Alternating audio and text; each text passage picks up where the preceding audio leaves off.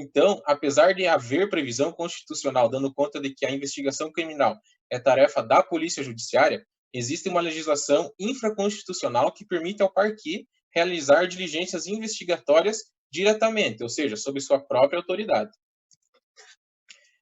Também existem divergências de entendimentos acerca desse assunto. Por exemplo, o Capês defende que pode ser feita investigação direta pelo MP. Ele entende que, como o Ministério Público é o titular da ação penal, ele também pode colher as provas indiciárias para embasar a sua pretensão. Contrário a ele, Nutt posiciona-se afirmando que os PICs, em regra, são absolutamente sigilosos e não há nenhuma previsão legal acerca do procedimento deles. Além do mais, ele afirma que a Constituição previu expressamente que a função investigativa cabe à Polícia Judiciária. A partir de então, eu vou falar um pouquinho sobre o posicionamento do STF acerca da investigação direta pelo MP. Em 14 de maio de 2015, ao julgar o recurso extraordinário 593.727, o STF reconheceu que o Ministério Público possui legitimidade para promover investigações criminais de forma direta.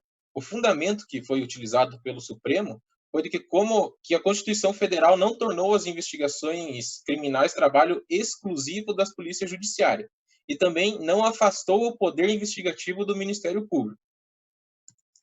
Em 1º de agosto de 2018, ao julgar a ação direta de inconstitucionalidade número 4.318, o STF reafirmou o poder investigativo do Ministério Público. Na decisão, a ministra Carmen Lúcia julgou procedente a ADI, conforme precedentes do STF que, como já dito anteriormente, em 2015 já havia decidido pela possibilidade do Ministério Público realizar investigação de forma direta. O quinto tópico do meu trabalho é sobre o princípio da obrigatoriedade.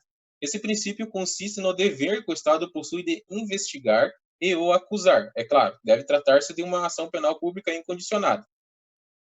Existem exceções ao princípio da obrigatoriedade, que é a transação penal e a suspensão condicional do processo. Nesses casos, mesmo o Estado tendo os elementos suficientes para deflagrar a ação penal, ele oferece aos acusados esses institutos como uma forma de negociação, e sendo cumprido essas imposições, ele arquivará o procedimento, sem que haja a persecução penal. Decorre do princípio da obrigatoriedade o princípio da indisponibilidade da ação penal, ou seja, uma vez ajuizada a ação, o Ministério Público não pode desistir dela. O sexto tópico do meu trabalho é o principal, que vou tratar sobre o acordo de não persecução penal pelo Ministério Público. Renato Brasileiro de Lima define o acordo de não persecução penal como sendo um negócio jurídico extrajudicial, que é celebrado entre o Ministério Público e o acusado e necessariamente deve ser homologado pelo juízo competente. Antes de mais nada, eu já digo que é mais uma exceção ao princípio da obrigatoriedade. Antes da Lei 13.964 de 2019, esse acordo era regulamentado pela Resolução 181 de 2017 do Conselho Nacional do Ministério Público. A partir de dezembro de 2019, com o advento do pacote anticrime, o acordo de não persecução penal foi inserido no artigo 28A do CPP.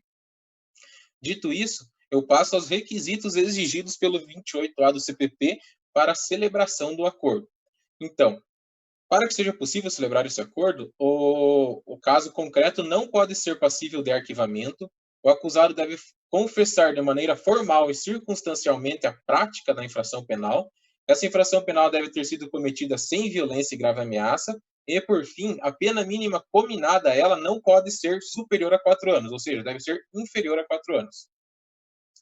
O artigo 28A também prevê algumas condições que poderão ser impostas ao acusado quando da celebração desse acordo, como, por exemplo, reparar o dano ou restituir a coisa à vítima, desde que seja possível, renunciar voluntariamente a bens e direitos indicados pelo Ministério Público como instrumentos, produtos ou proveito do crime, prestar serviços à comunidade ou à entidade pública por período correspondente à pena mínima cominada à infração penal, diminuída de 1 a 2/3, pagar prestação pecuniária à entidade pública ou de interesse social e, por fim, o Ministério Público ainda pode determinar que o acusado cumpra, por prazo determinado, ou outra condição indicada por ele, desde que seja proporcional e compatível com a infração que está sendo imputada ao acusado. Além das condições que podem ser impostas ao investigado, o dispositivo ainda prevê que, para ferir a pena mínima, deverão ser consideradas as causas de aumento e diminuição de pena que poderão, porventura, ser aplicadas ao caso concreto. Neste mesmo dispositivo, estão previstas as hipóteses em que não será cabível a celebração do acordo. Então, quando for cabível transação penal, não pode ser o acordo de não persecução penal celebrado entre o MP e o acusado. Se o acusado for reincidente ou houverem provas que indiquem conduta criminal de forma habitual, contínua ou profissional, também não será possível, salvo se essas infrações sejam insignificantes. É vedada também a celebração do acordo se o investigado tiver sido beneficiado com acordo de não persecução penal, transação penal ou suspensão constitucional do processo nos 5 anos que antecederem a prática da infração penal. Além do mais, a infração penal não pode ter sido cometida no âmbito de violência doméstico-familiar e nem contra a mulher, em virtude da condição do sexo feminino. Este acordo será firmado entre o Ministério Público e o acusado, que deverá estar devidamente assistido por seu defensor, e ele será formalizado por escrito. Após a formalização do acordo, será designada uma audiência para que ele seja homologado. Nessa audiência, o magistrado deverá verificar a voluntariedade pela oitiva do acusado, que também deverá estar assistido pelo defensor nessa oportunidade, e também o juiz deverá oferir a legalidade do acordo. Se o juiz entender que as condições estipuladas no acordo sejam inadequadas, insuficientes ou abusivas, remeterá os autos ao Ministério Público, para que elas sejam ajustadas.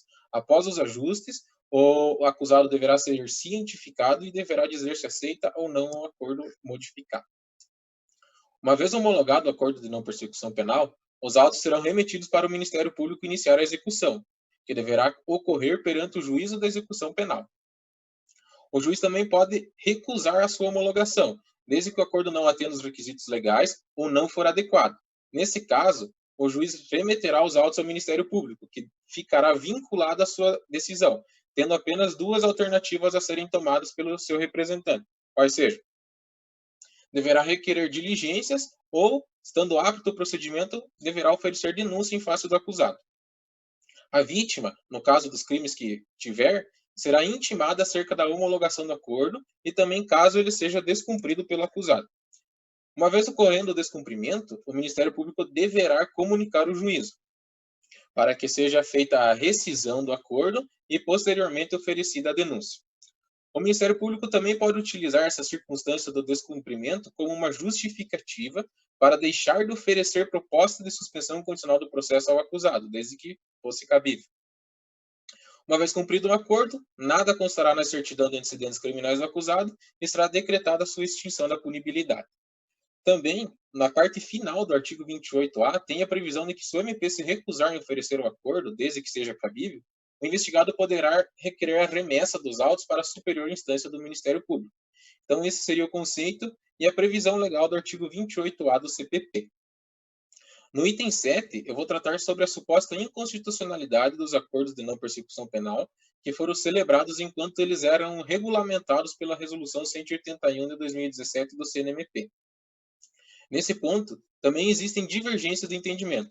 O professor Rodrigo Leite Ferreira Cabral, que é promotor de justiça do Estado do Paraná, defende que esse acordo é constitucional, principalmente pelo fato de que não se trata de uma norma processual, pois o acordo seria celebrado antes mesmo do processo. Entretanto, contrários a esse entendimento, Jadel Silva e Henrique da Rosa sustentam que o acordo é inconstitucional. Segundo eles, a resolução do CNMP não estaria fazendo uma modificação, uma inovação, alguma coisa nesse sentido, em algum dos institutos de justiça negocial já vigentes no sistema processual penal brasileiro. Ele cria um novo modelo processual penal, mas sem nenhuma base legislativa. Além disso, cabe destacar que a competência para legislar sobre o direito processual é privativa da União, conforme previsão constitucional. Mas, analisando o artigo 18 da Resolução 181 de 2017... Cuidado com o tempo, César. Pode seguir. Oi? Só te avisando do tempo, mas só para não perder, pode dar seguimento, só para te avisar do tempo. Beleza. Okay? Então, analisando o artigo 18 da Resolução do CNMP, que previa o acordo antes dele ser inserido no Código de Processo Penal, percebe-se que, de certa forma, o Conselho Nacional do Ministério Público estaria legislando sobre o direito processual penal, motivo pelo qual ele deve ser considerado inconstitucional. Além disso, ele também ofenderia o princípio do devido processo legal, pois, antes mesmo de ter ocorrido a persecução penal, o acusado já estaria sujeito ao cumprimento de penas restritivas de direitos. Também a violação do princípio da presunção de inocência, pois se o investigado já estaria sendo penalizado antes mesmo do processo, certo é afirmar que ele já estaria sendo considerado culpado.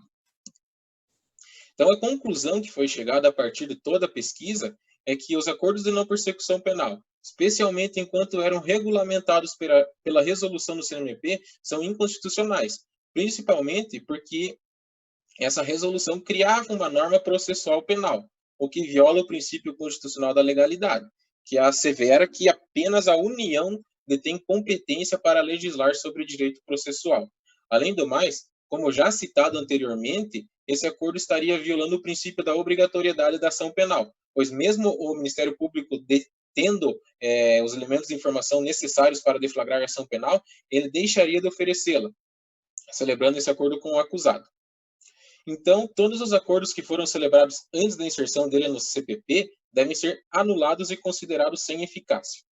Então, esse é o meu trabalho. Espero que tenham gostado e fico à disposição da banca para eventuais questionamentos. Agradeço a todos pela participação, em especial ao professor Leonardo, meu orientador, por toda a disponibilidade e conhecimento transmitido. Obrigado, César.